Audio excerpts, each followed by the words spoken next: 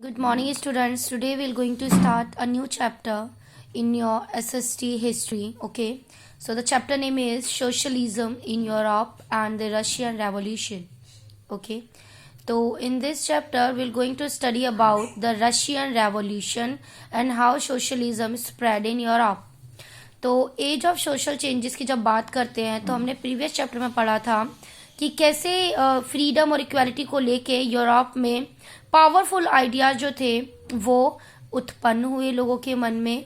Okay, और कैसे French revolution के बाद लोगों के दिमाग में ये सारी चीज़ें बहुत ज़्यादा स्प्रेड हो चुकी थी। Okay, so the French Revolution provided the possibilities of making a dramatic change in the way in which society was structured. तो जो फ्रेंच रिवॉल्यूशन था इसकी वजह से एक ड्रामेटिक चेंज आया जिससे कि सोसाइटी जो थी वो बहुत स्ट्रक्चर्ड वे में फैल गई। तो अब जैसे कि हमने पढ़ा था कि 19th सेंचुरी से पहले जो सोसाइटी थी वो 18th सेंचुरी से पहले जो सोसाइटी थी वो 2 स्टेट्स में डिवाइड हो चुकी थी। ओके, एंड काफ़ी सारे ऑर्डर्स में डिवाइड हुई थी और उसमें से कुछ चर्च और एरिस्टोक्रेसी थी जो कि इकोनॉमिक और सोशल पावर को कंट्रोल करती थी। बट जैसे ही फ्रेंच रिवॉल्यूशन ख़त्म हुआ it was felt that it was possible to change this. ये लोगों को फील हुआ कि चीज़ें चेंज होनी चाहिए। In different parts of the world including Europe and Asia people begin discussing about new ideas regarding individual rights and who control social power. लोगों ने नए नए आइडियाज को बढ़ावा दिया और उसके अंदर एक इंडिविजुअल राइट्स को भी महत्वपूर्ण रखा गया। ओके, और कौन इन सोशल पावर को कंट्रोल किया गया ये सब चीज़ें डिस्कस की गई। इंडिया के अंदर जो राजा राम मोहन रॉय थे और डेरोजियो थे, इन्होंने लोगों को बोला था कि फ्रेंच रिवॉल्यूशन के अंदर, मतलब बोला नहीं बताया था कि कैसे फ्रेंच रिवॉल्यूशन के अंदर लोगों ने अपने हक के लिए लड़ाई की। ठीक है, एंड उसके क्या रिजल्ट्स आए। And many other prominent person also begin debating the ideas of post revolutionary Europe. और भी बहुत सारे लोगों ने इन चीज़ों के ऊपर बहस की कि कैसे यूरोप के अंदर रिवॉल्यूशनरी पीरियड के बाद चेंजेस आए। The development in the colonies in turn reshaped all these ideas of social change.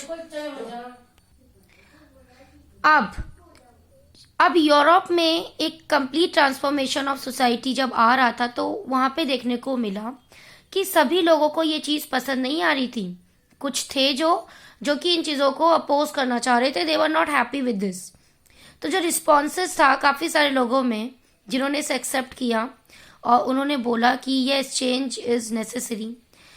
ठीक है, बट कुछ जो थे वो चाहते थे ये जो चेंजेस हैं ये ग्रेजुअल मैनर में हों, एक ग्रेजुअल मैनर में हो, और जो ये नहीं चाहते थे उसे रिस्ट्रक्चर को, सोसाइटी को, वो इनका अपोज करते थे। ओके, कुछ लोगों को इसीलिए कंजर्वेटिव्स कहा गया जबकि कुछ को लिबरल्स और रेडिकल्स बोला गया।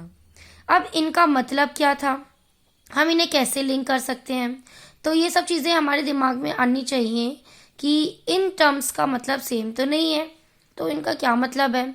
तो अब यही सारी चीज़ें हम डिटेल में पढ़ेंगे इस चैप्टर में स्टूडेंट्स। नाउ कुछ एक ब्रीफ डिस्कशन कर लेते हैं जो कि 19th सेंचुरी का था, जो कि पॉलिटिकल ट्रेडिशन से रिलेटेड था, in which we see how they influenced the change, how the people of that society of 19th century was influenced, कैसे influenced हुए, प्रभावित हुए।